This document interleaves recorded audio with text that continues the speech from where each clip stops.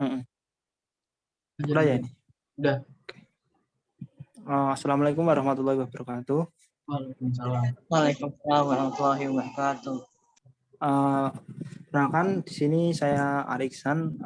Di sini saya ingin sedikit berbagi ilmu ya mengenai konsep ulil amri dalam agama, dalam Al-Quran dan juga implementasinya di kehidupan sehari-hari.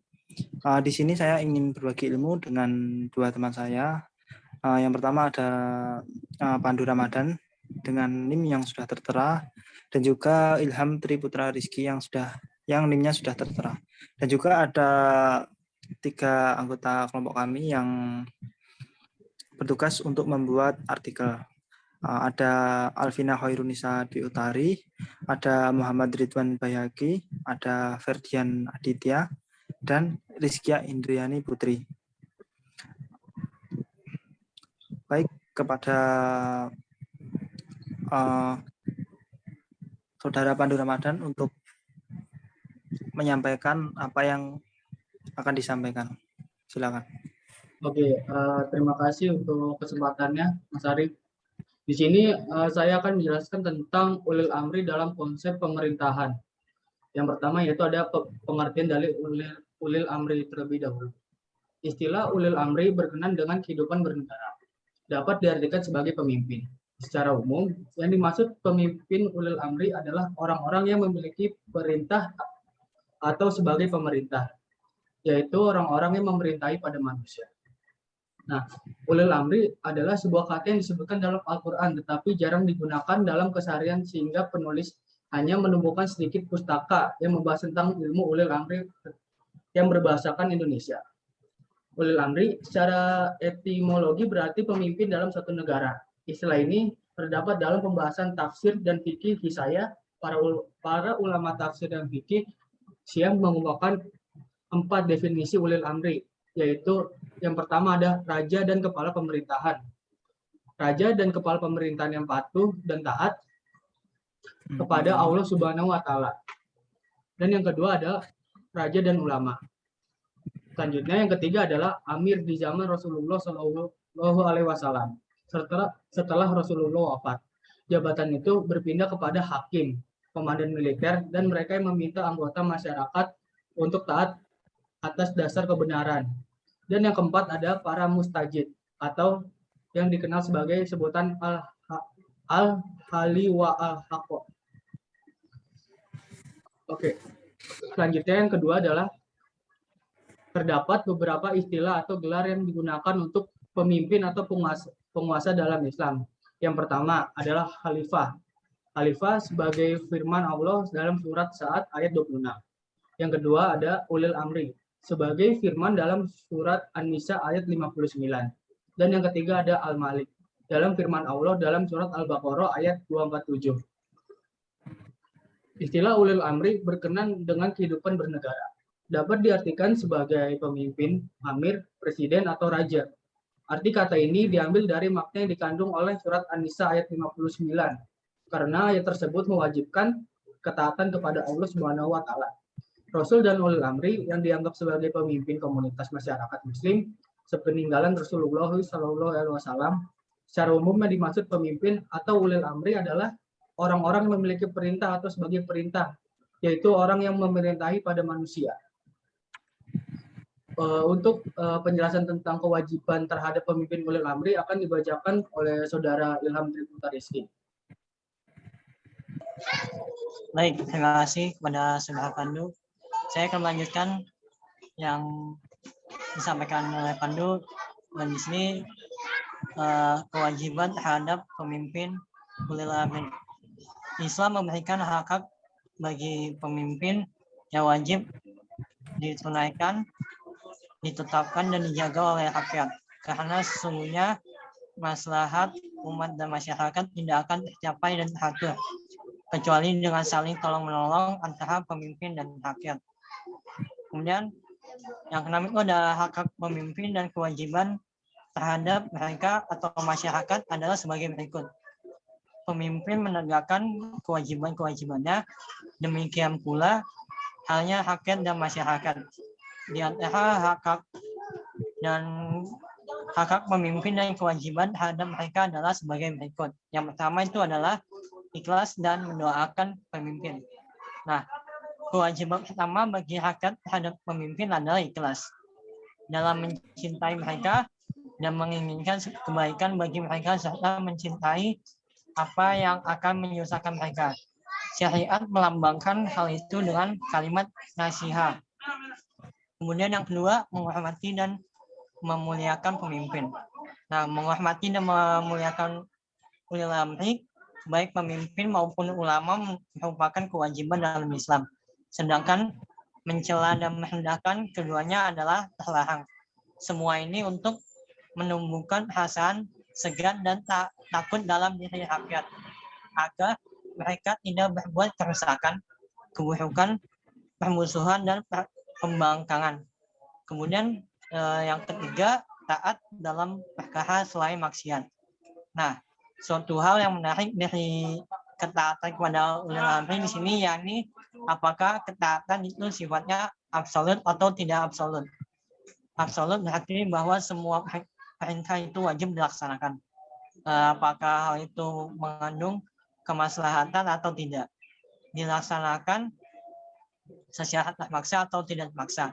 Nah, ketaatan semacam ini dijumpai dalam tradisi mayoritas masyarakat Syiah.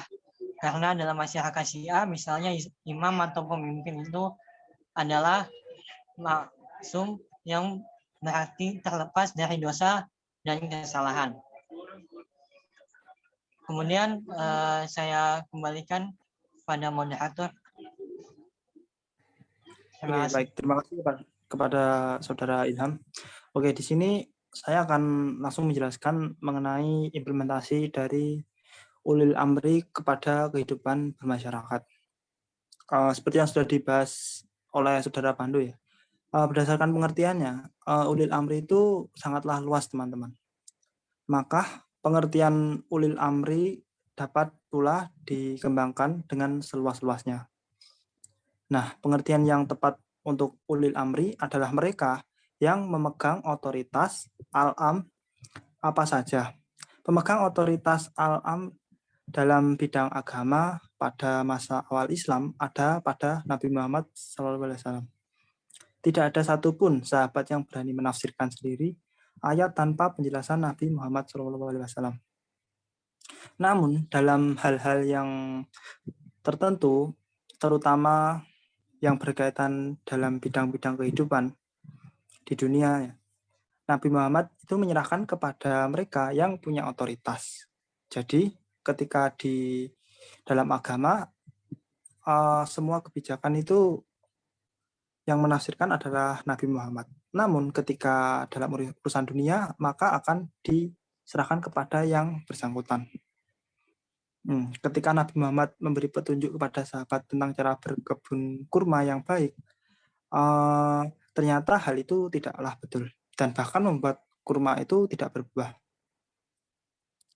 Melihat hal demikian, Nabi Muhammad SAW mengomentari kepada dan mengatakan, kalian lebih mengetahui pekerjaan atau profesi kalian.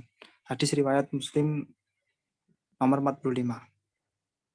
Karena itu digambarkan bahwa Nabi Muhammad SAW bukanlah pemegang absolut terhadap seluruh al-am kaum muslimin pada waktu itu, bahkan secara demokratis.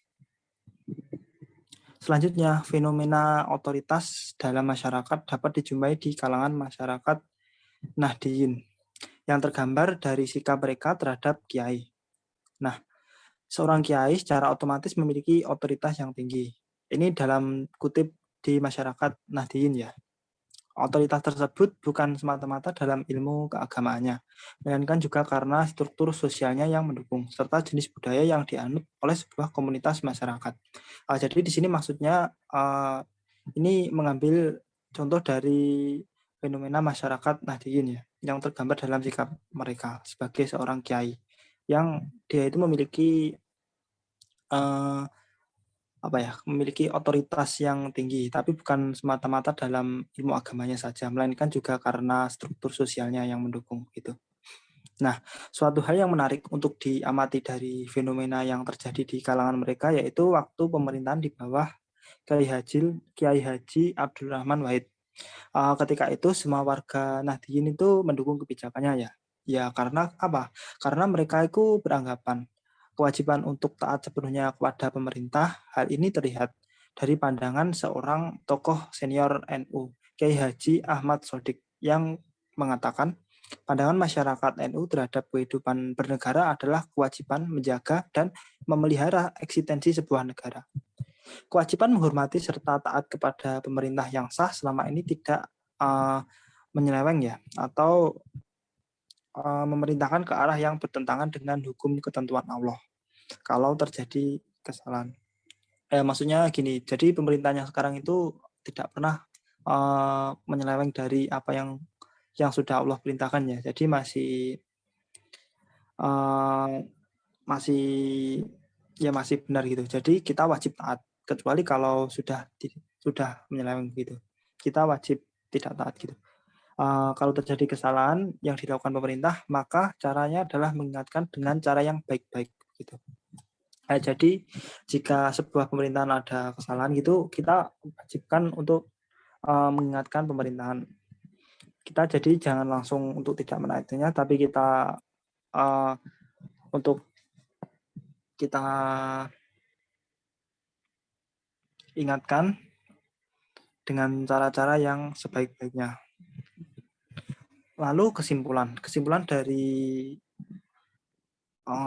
apa yang telah kami paparkan, yang pertama ada berdasarkan uraian yang telah dipaparkan dapat disimpulkan bahwa ulil amri atau pemimpin adalah seorang atau sekelompok orang yang mengurus kepentingan umat. Jadi ulil amri itu adalah seorang yang mengurus kepentingan umat, yang memikirkan kepentingan umat gitu. Ketaatan kepada ulil amri merupakan suatu kewajiban umat. Jadi ketaatan pada ulil amri merupakan kewajiban ya. Itu kewajiban. Selama tidak bertentangan dengan nas dan zahir. Maksudnya bertentangan dengan perintah Allah gitu. Berkenaan dengan masalah ibadah, maka semua persoalan harus didasarkan kepada ketentuan Allah dan Rasul-Nya. Jadi ulil amri itu tidak mengatur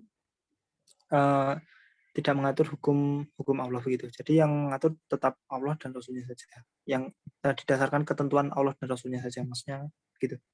Ketaatan kepada ulil amri atau pemimpin sifatnya kondisional ya, dan tidak mutlak, karena betapapun hebatnya ulil amri itu, maka ia tetap manusia yang memiliki kekurangan dan tidak dapat dikultuskan. Dikultuskan di sini merupakan dia terhindar dari dosa gitu, diagungkan gitu. Jadi tidak berat digitukan ya ulil amri, karena dia juga manusia.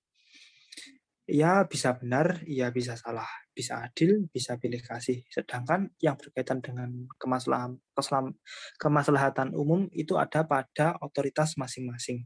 Keputusan tentang kemaslahatan umum ini harus didasarkan pada pemegang otoritas resmi di masyarakat, dan semua komponen masyarakat harus menaatinya, meskipun itu bertentangan secara kondisional dengan ketentuan nas, tetapi tidak bertentangan secara tekstual. Hal ini bertujuan untuk memelihara persatuan dan kemaslahatan umat. Ulil amri adalah seorang ahli rai yang otoritasnya membuat hukum baru jika ada suatu permasalahan yang tidak dijumpai dalilnya dalam Al-Quran dan As-Sunnah. Maka harus dilakukan itijad. Itijad mereka itu tidak boleh melenceng dari Al-Quran dan Sunnah Rasul. Baik, begitu ya untuk mengenai materi ulil amri. Selanjutnya akan saya tutup ya. Saya ucapkan terima kasih kepada partisipasinya, kepada teman-teman yang sudah bergabung dalam program kami, yakni berbagi ilmu mengenai ulil amri. Saya tutup. Wassalamualaikum warahmatullahi wabarakatuh.